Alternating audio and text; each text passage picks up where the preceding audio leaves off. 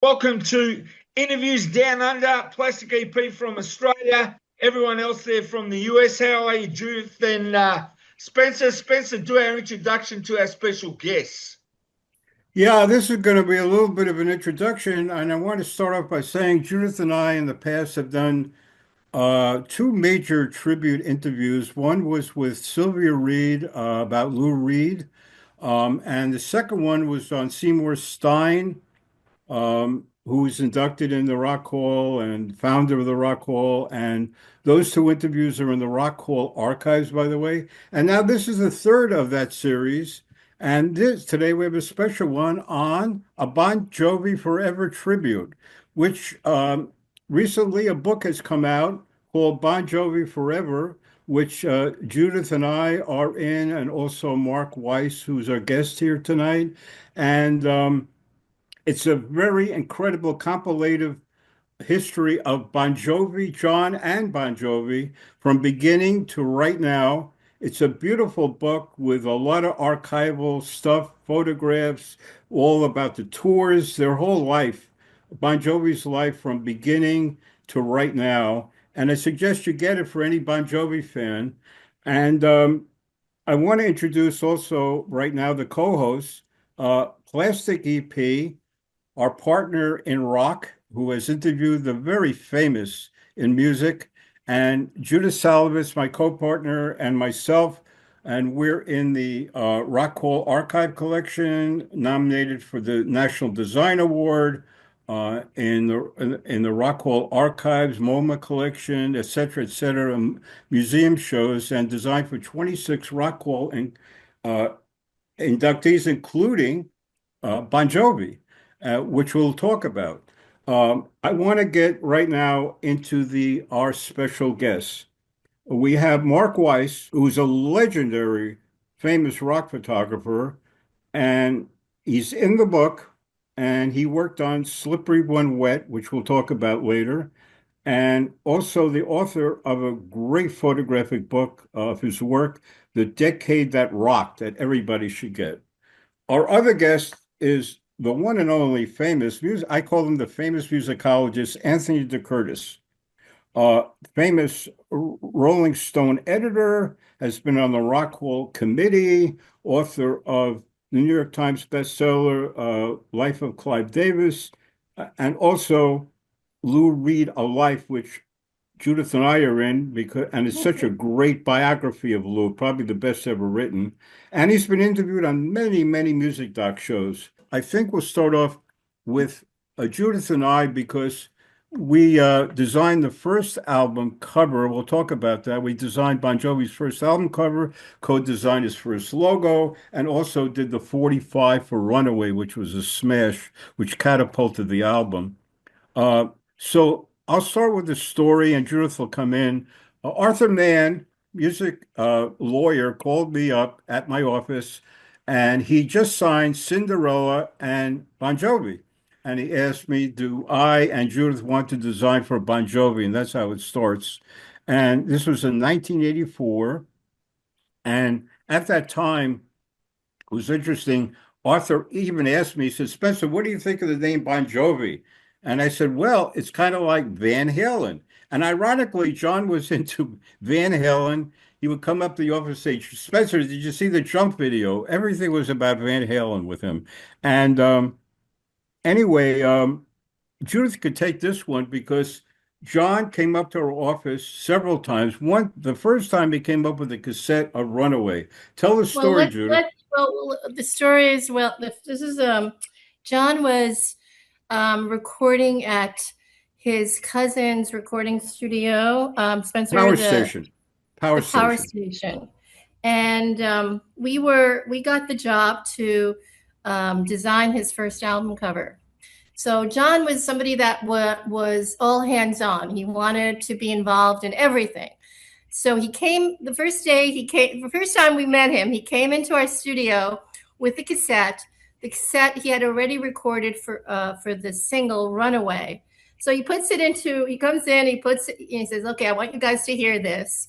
He puts it into our cassette player. We the three of us, that's Spencer, myself, and John, we're sitting there listening to his single Runaway.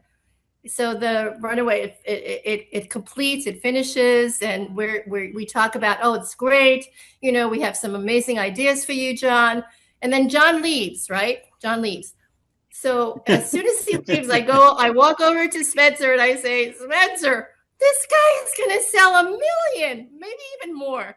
I was thrown back by the single. I thought it was amazing. Yeah. After that, he would come pretty regularly to our studio just to see the progress of the art that was going on, because he wanted to be so involved. And sometimes he'd even come with his then girlfriend, who he later married. But many times he would come alone, and I had a 3-year-old son at that time, and he just wanted to hang out in our studio while Spencer and I were at the drawing tables designing his first album cover. And he would play with my son. I wish we had iPhones then, because I would have taken many pictures of him and my son on the floor hanging out playing. Yeah. The next step was going into the album cover, and the way we hired Jeffrey Thomas, who did Billy Squier's "Don't Say No" album, and he's a great photographer. Believe it or not, we did not have a stylist at that point, and so I was the only one around to style it. So he was my first and my one and only style job that I ever did. Yeah, it's really funny. He wanted to look like Van Halen so much. He wanted that whole Van Halen image. Yeah, and I want to get into the cover now, Judith, where Jeffrey Thomas had this idea of a wraparound with John on the front and the group on the back, which is a great wraparound photograph, which he color tinted, and a beautiful cover. And we also did we co-designed the logo, and we also did the 45 sleeve for Runaway, which is very incredible. But I want to bring up Judith, because the logo had Bon Jovi, and Judith had this great idea of putting a diamond in between the two names. Now, why I'm saying this is that has been the whole thing with the logos ever since we did that logo. Logos were changing. Yeah, to hold it together. But since then, when the logos were changing with type, they always had that diamond in between, and that was Judith's idea. I gotta say that, But and then John had a sketch of his brother had a sketch of Bon Jovi, which was on the inner sleeve, and it's shown in the book. That logo, which is a different logo, was we finalized and made it into a beautiful logo. And that is by the way, on the Living on a Prayer video, you could see the logo on the entire stage, by the way. It's an incredible video. That's kind of like the story of that with our experience with John and the first album. And I think we're going to go with Mark Weiss, because that's a couple albums later, Slippery When Wet comes out, dynamic album. And Mark, tell the story of the process of that album cover. I'll do a little backstory on how I met John, and if you don't mind, to give a little reference on. I first shot him when he was still a teenager. He was in a band called The Rest. He was opening up for Southside Johnny, and I was taking pictures of Southside on the side of the stage, like drinking a beer. And he's like, "You should be taking pictures of that kid on stage." And I figured Southside just wanted me to get out of his hair, which he probably did. But I went to the stage and shot a roll of film. And actually, right before my book came out, The Decade That Rocked, I found that photo. I didn't even know who it was. I mean, I shot him as a teenager, and it's actually first time it was ever published was in my book 5 years ago. Wow. And this is John when he was 18. Gee, that's great. 18 years oh old. my God. First time I actually shot Bon Jovi was when I was hired by ZZ Top to shoot the Madison Square Garden show, and they opened up the show. And a couple of years later, after in '83, when he got the Runaway contest from APP, I shot some photos live. Again, I didn't really know. I kind of started knowing who they were. But in '85, I was working for Motley Crue. I've been working for Motley Crue since their first album, 1982, and Doc McGee was managing them. and he told me that he had this new band in Jersey, and they live kind of by you, and I think you guys will like, hit it off. So in '85, they needed new publicity photos for the Fahrenheit album, and they came to my studio in New York, right by Empire State Building. We did some pictures outside, which they used for their press photos, and that was the beginning of how we really officially first met, and we just became fast friends, uh, and then the following year with all the success, I mean, I did shots of them on the road because I was working for all the magazines, the Circus, Hit Parader, Faces, um, all the magazines. They wanted the pinups of John when Fahrenheit broke because he was kind of catching a buzz, and us photographers would take photos of pinups and everything. They were kind of like teen magazines, and John was like starting to become the poster boy. And so I started getting him in all the magazines. So of course, the band seeing themselves in all these magazines that they looked at when they were, younger, and of course they gravitate to the person who took them and got them in there, and we became friends. And year later, when Slippery came out, they asked me to go to Vancouver and shoot some photographs. But before that, before Slippery When Wet, it was called Wanted Dead or Alive, or Wanted. I think it was Wanted Dead or Alive. So the idea we had was to photograph each of the guys in my studio in New York before we went to Vancouver, and they would grow beards, and they wore like, hats and cowboy hats, kind of like Billy the Kid.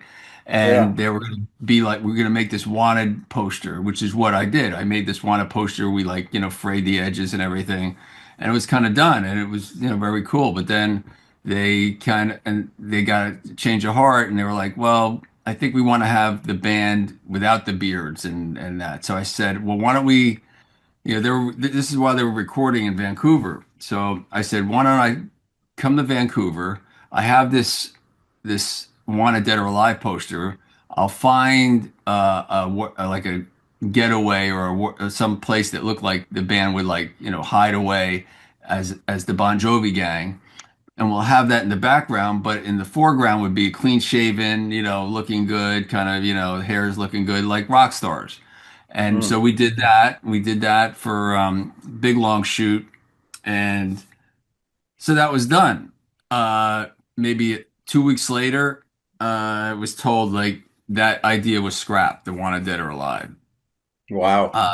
And Wow. and then they came up with a new title, Slippery When Wet, which was inspired by the strip clubs over in Vancouver, which we went to, and the girls would go in the plexiglass, and they'd be hosed down with water, and that's how that idea came. And then there was a lot of hills in Vancouver, so we always saw the Slippery When Wet sign. So I don't know if it was Doc or John, but they just came up with this idea, Slippery When Wet, and with the girl, the plan was to go back when went back to New Jersey, is to shoot the band by the beach. It was like right across the street from it was in Bradley Beach, I believe, and John had a apartment that he rented out, and we had all the guys and the guys' girlfriends and girlfriends of girlfriends, bunch of girls and motorcycles and cool cars that the band had, and we posed them around with the beach in the background. And all the girls, they're pretty girls, but none of them had large breasts. And I thought that would be a nice balance to have someone with large breasts, like in the middle on the top, and kind of. Right. So I sent my friend Danny Sanchez, and Tico kind of volunteered to go with them to the beach to find someone, and that's where they found Angela, and they brought Angela back, and then we did some band photos with it, and then that turned into where she came to my studio the following week and took some photographs in my studio where we kind of get the plexiglass kind of to imitate it, so it was more more of a little concept and controlled. And that was supposed to be the cover. They printed up like 500,000 copies of it. It was ready to go. And the story has it that John approved the photo, but he approved it through a Xerox machine in Vancouver. Now, fax machines back then only kind of printed out in black and white. So Right. I'm assuming he didn't see the pink border, and he Mm, claimed mm. later on that that's why he pulled the plug on that it was the pink border. Oh, Now I have a different theory on that, and later on I think he even agreed on it, but he didn't like the pink border, and the cropping of it was terrible. I didn't like it the way they cropped it, and I didn't like the pink right, border because right. the art director wanted the pink border because if she was wearing pink nail polish, and so what happened was the PMRC was going on, where Tipper Gore and Al Gore was involved, and the senators' housewives were trying to like it was on censorship. They were trying to like Right. not to have anything sexual. So that was going on. I actually went to the PMRC hearings with Dee Snider when and he went and spoke with John Denver and Frank Zappa. But how it got that far where they printed 500,000 copies. So then they were kind of back to the drawing board. Regardless on how that came about, they had to change the cover. And then it was a bar of soap. We got this bar of soap and we had a hand model, and that was totally awful. I can't believe they had me do it, but I had to go through the motions, and then we were kind of Right, all out of right. everything.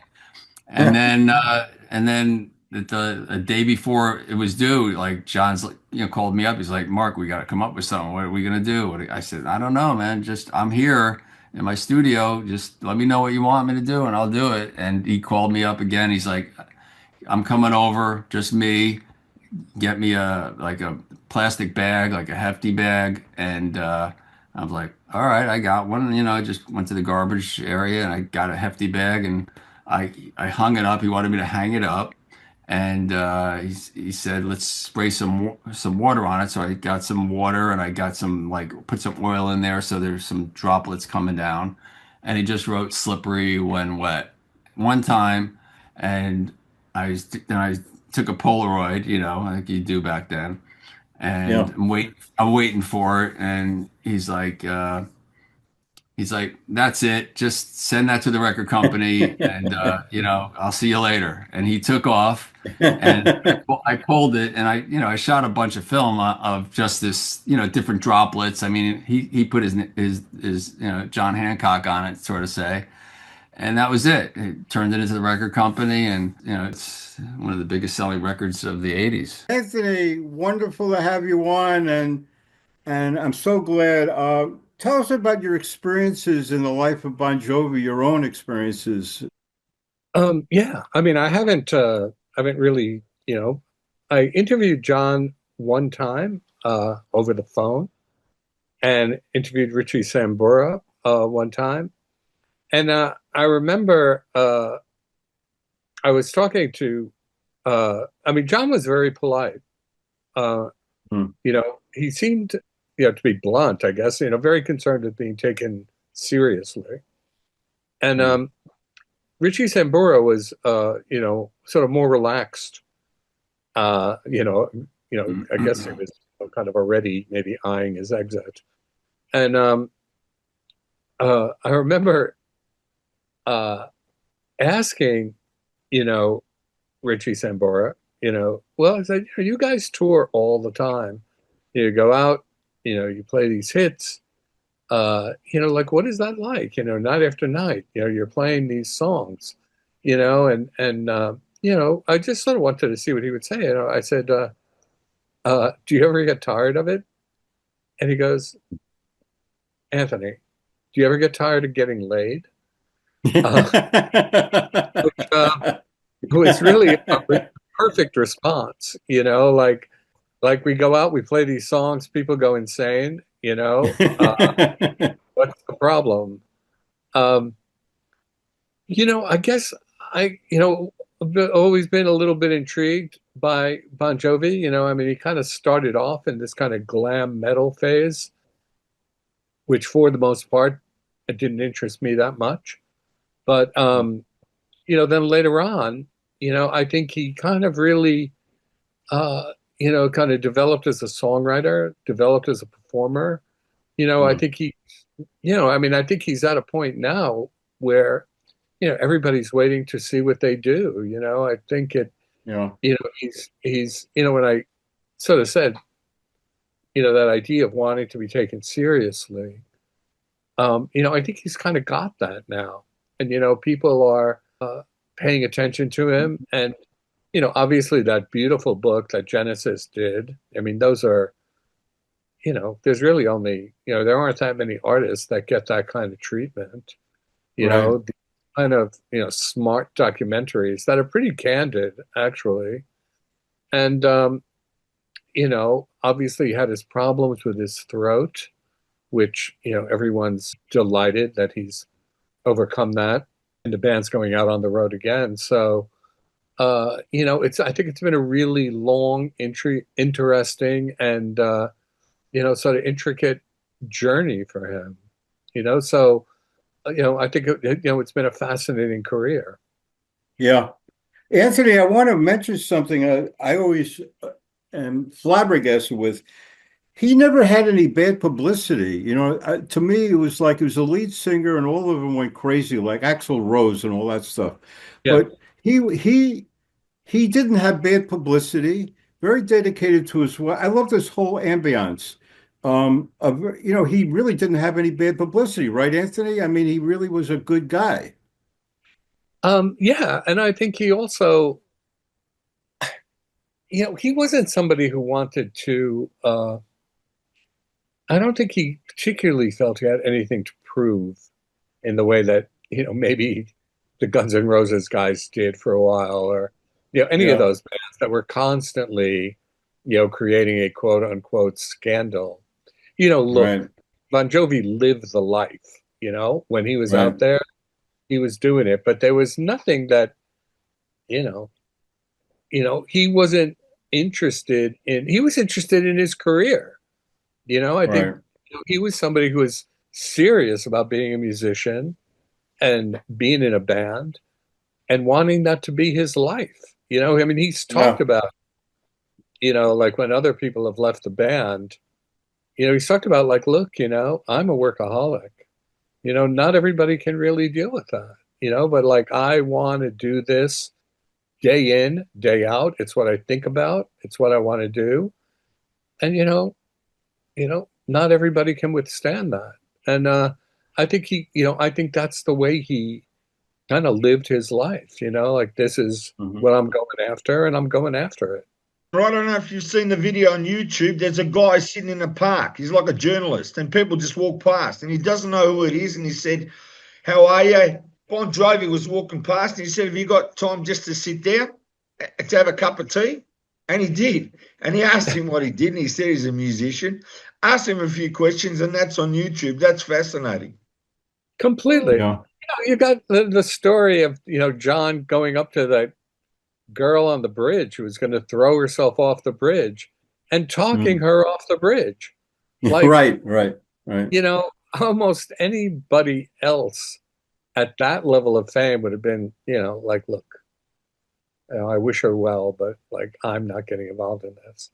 Whereas I think there's a kind of feet on the ground aspect to John Bon Jovi, and that I think manifests itself in a lot of different ways, like that example of talking to the journalist that you just mentioned, and something like trying to prevent some girl from jumping off a bridge. I mean, that's incredible, really. I've got to say the song Dead or Alive, that's an amazing song. Most of the songs are amazing and have their own personal stamp and sound. Their sound is unique to them. And these are great songs.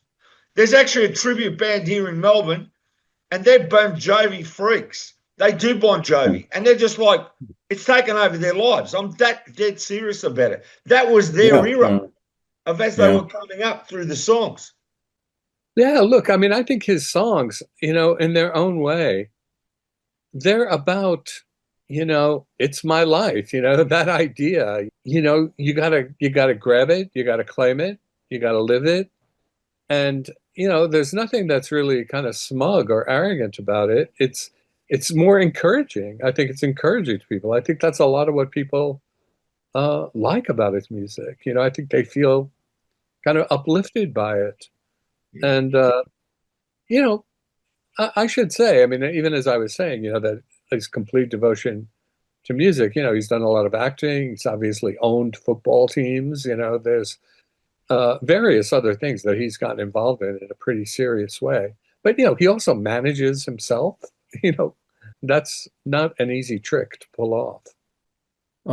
A very giving person too. He's got a soup kitchen in New Jersey, I know, Anthony, and he's a very giving person, you know. Yeah, like and I mean, most of his philanthropy, look, I mean, not to fault anybody doing this because it's all good. Somebody just writing out a big check to some huge organization. But John's stuff is pretty community oriented, Mm, and not in like huge towns. yeah. I think I think part of the feet on the ground aspect of who he is. I think that Mhm. he wants to see actual people benefiting from this. You Mhm. know, not the check goes off to wherever it goes, and whatever good those organizations do. It's hard to think about it personally. Whereas I think John really wants to feel that there's kind of some personal impact to that, to his work, his I just want to philanthropic. say he's basically the real deal and he's a real person. And using your surname, that takes it a bit further too with the band. You know what I mean? It's me. This is me. And I'm not basically changing for anybody. Yeah. I think like also, there's, I mean, not to get into all this because I don't really know what more that you can say about it. But, the whole business of, Richie Sambora leaving the band, I mean, I don't think anybody's really grokked that, you know, why that Mhm. happened or what went wrong. And at times they were talking about getting back together and then that didn't really happen. And, but finally, the band is called Bon Jovi. Mhm. There's just no way around that. And, Richie made tremendous contributions as a songwriter and musician, but my sense is that he left initially. But my sense also was that he was pretty interested in coming back. And, that just wasn't, you know, at least has not happened yet. And we're Yeah. not like a huge amount of time left. What made me feel good is they got inducted into the Rock Hall, Anthony, as you well know, and that Yes, was a big. That was I was happy to see that, you know. for sure. I think that was really meaningful for him. He and Richie are also in the Songwriters Hall of Fame. They've gotten that kind of recognition. And I think, he's somebody that I think wanted that and for whom it's meaningful Yeah. and deserved. Mate, coming up with a band from the start and even showing that photo of him as a teenager, I find that amazing because really you were there for the journey and you probably know them intimately and you know the guys and when they're in the band and you sort of hang out with them and that. I mean, I'm just saying that alone, people have to buy your book just to get into the nitty gritty of like Bon Jovi because you were there. I mean, if you didn't live it, what do you know? But you lived it. I mean, that must be sensational now looking back on it. Well, growing up, I mean, I didn't know I was going to be a photographer and travel the world with rock bands. Looked at books that they did, and I always looked at, I was like wondering, what the photographers were like and how they created that intimate, connection with them. And I soon to find out that it's about being a good photographer, but it's really about making relationships and having them want you be around and making them feel comfortable and making, them being a better at what they do because you're there and they just like you there. Like you could have like five guitar players and they're all great guitar players. They all write great. And one of them is just the nicest guy, or he's just really cool, or maybe he's not even as talented as the other guys. But that guitar player makes the singer or feel a certain way that makes him a better performer and and that's kind of the same thing with anyone, their manager, their roadies, their chefs. There's a lot of people that do what they do, just like photographers. But when they find someone that they kind of like and they gel with, And photography is like probably one of the most important things aside from like a producer and engineer, because they capture their essence, they just capture. And in order to do that, you have to be a fly on the wall. You got to, when the time calls to do a studio shoot, you got to be forceful with them.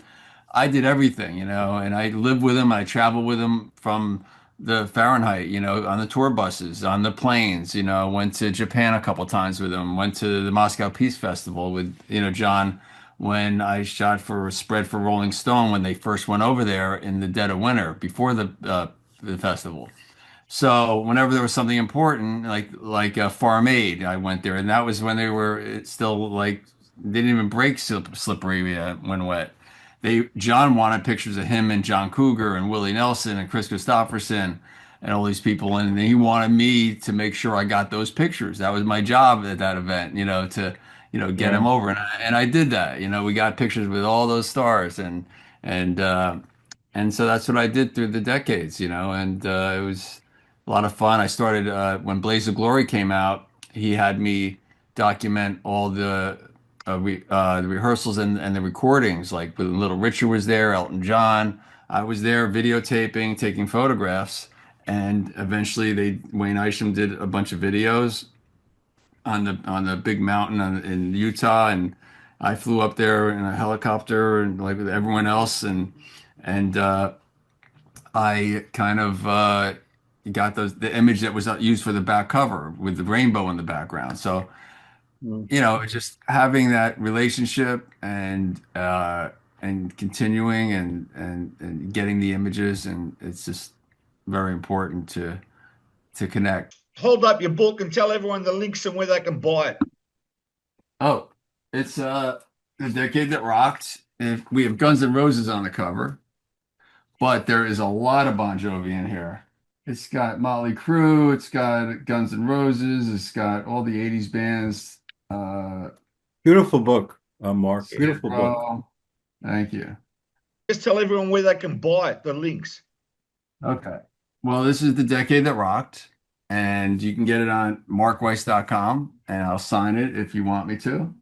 Good. Me and my girlfriend started a magazine called Rock Magazine. So we just I went back to the beginning show with Ozzy Osbourne, and we did a full issue on it. We did a Kickstarter campaign. Me and my girlfriend Mikkel, who is the creative designer. We're just doing some little final touches here, but this is called Rocked. That's great. Oh, great. This is the last photo of Ozzy before he turned the stage that was live, and this is in the museum in Birmingham.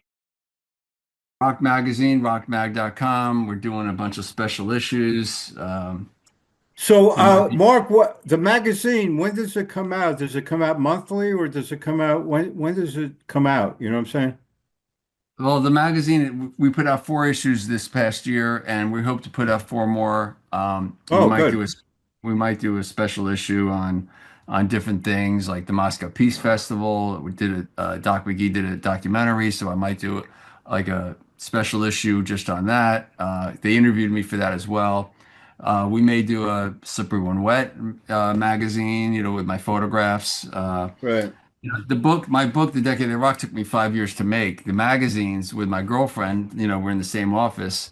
We can knock it out pretty quick. It doesn't take us that long, and we print it locally, and so it's fun. By the way, I want to plug Anthony's book, Lou Reed A Life, and that's one of the great bios of Lou Reed, and everybody should buy that. It's one of the amazing books, and I know that Anthony was one of the few people that Lou would let interview him. Is that right, Anthony? I mean, you're one of the few people that he let in his doorway, right? Well, he let some people in. I mean, whether or not they were happy that they got in is another question. Right. But yeah, we got along. When Mark was talking about photographers and artists, one of the things that David Bowie once said about Mick Rock was that he goes, Mick sees me the way I see myself. And I think Lou felt that about the way I wrote about him. I think he liked my background. He liked the things that I fixated on in his work. And that went a long way, you know. Yeah, yeah. We were able to really make a connection. Thank you for Thank you, being on, Anthony. Anthony. You're Thank you, very Anthony. kind, and thank you. It was really a lot of fun. I so much enjoyed it. Special guest on the show, of course, Keith Roth, who's been on Sirius XM, has interviewed the famous in rock for years. I've been interviewed by him. I'm blessed by that. And he also was the David Johansen show and W Rat Radio in New Jersey. And he's a rocker from New Jersey, and I love Keith. How are you, bro? I'm good. I'm actually a rocker from New York that lives in New Jersey, but I'll accept that. But I do love New Jersey. And yeah, Spencer Drake, I've known you for a million years. It's good to be here when you asked me to get involved with a guy from the Garden State, of course. And how could you forget the Dictators, man? How could you forget the Dictators? Yeah, man, we were just talking about that with Mark. Yeah, you're playing with the great Dictators and other bands. I mean, Frankenstein 3000, I believe, and da da da da da. It goes on and on. You're a great musician. People got to know that. And also, I want you to give me your feedback on Bon Jovi a little bit. Well, I mean, John's a really awesome guy. I've had great times with John Bon Jovi.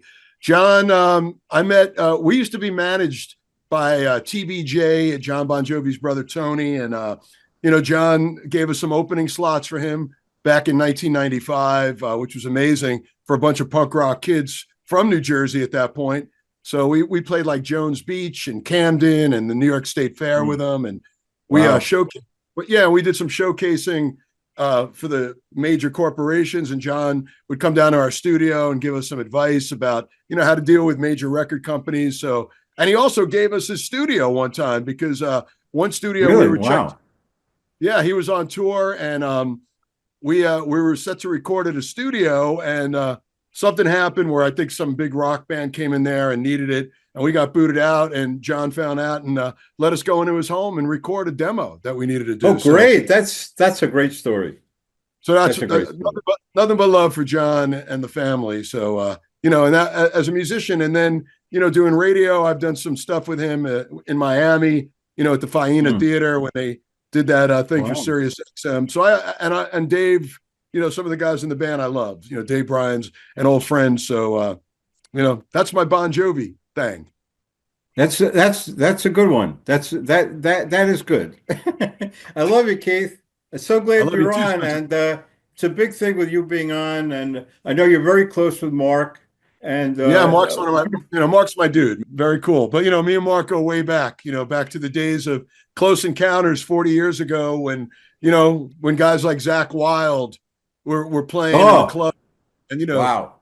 And T.T. Quick, Mark Tonello before he was in Accept, and the guys from Skid Row when they were called Darkness. There was this little club in New Jersey where John Bon Jovi's wife Dorothea actually used to work as a bartender, and she was awesome. I used to talk music with her because she was more into punk rock, believe it or not. She was into like the Ramones and the Runaways, and John was doing his thing, but John would come in at night. He was on, I think, the second record or first record, and come in at night, after the crowd's emptied out, and helped her count tips. Wow. And, and this little club where all these people were working out of, it exploded. It became like all these people became very famous. Weiss guy basically captured the 80s with his camera, and Zach, it became a guitar icon. And all those people are working, whether they're in Black Label Society or Blue Oyster Cult or Twisted Sister. It was just like this one club where it all, manifested from. Wow. It was pretty cool. You remember, Mark? Very cool. Well, if you remember, you weren't there, bro. That's true. That is true. Hey, between you and me, Mickey Dolenz uses that line, right? I won't say that, but he does. But Keith is such an extraordinary brain. He's got like two brains in there.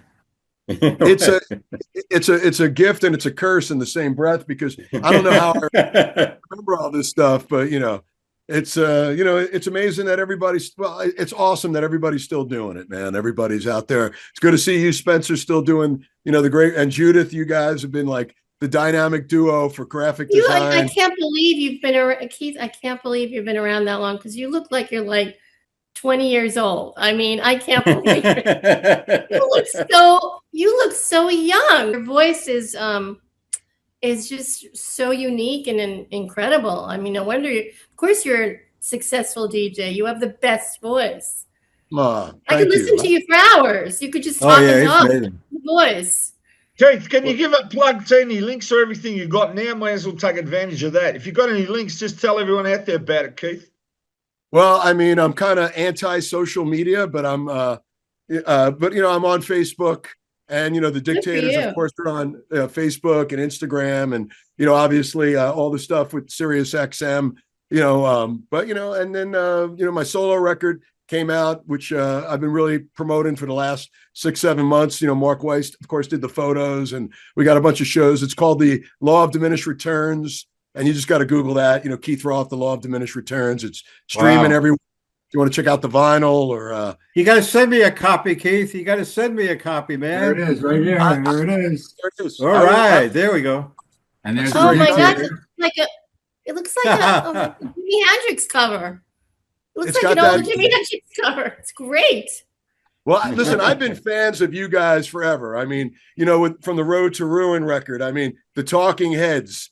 I mean, there's so many, Lou Reed, Velvet Underground, all the records that you guys have done. It's been embedded in me, in my history. It's like when I hear those songs from those records, those album covers pop into my brain. That's how my that means a lot to us. Are you going to be performing anywhere? Oh yeah. We got we got a show in Philly at Kung Fu Necktie on March 19th. I know we're back in Garwood with Steve Conti. Steve Conti? Yeah. The man. May 21st, Garwood across. I mean, well, here's the thing. I mean, the Dictators, we were supposed to announce a bunch of shows, and we got some horrible news about our guitar player, Ross the Boss, who has been diagnosed with ALS. And so it's been devastating. And Ross is such thank you. He's such an incredible guitar player, and he's a warrior, and we're thinking about him a lot. So he's a great guy. He still is a great guy. Just always smiling, and he's an amazing guitar player. Amazing. Next level. I mean, Mark Weiss did the Dictators album cover, and one of the cool things about it was not that I'm shameless self-promoting the Dictators on a Bon Jovi special, but if you remember, Mark, you took us to that location to do the photo, and right above it was that coyote. Like, kind of, do you remember that? Yes. Yeah. There was a real coyote, like, standing above us. Mark, if you could capture that, man, well, everybody would think it's AI, but it was legitimate if you would have captured it. Wow, that's great. And you, if I'm not mistaken, I remember you telling me, and this sounds very much like John, but when you guys were doing that first album cover, he was very hands-on, right?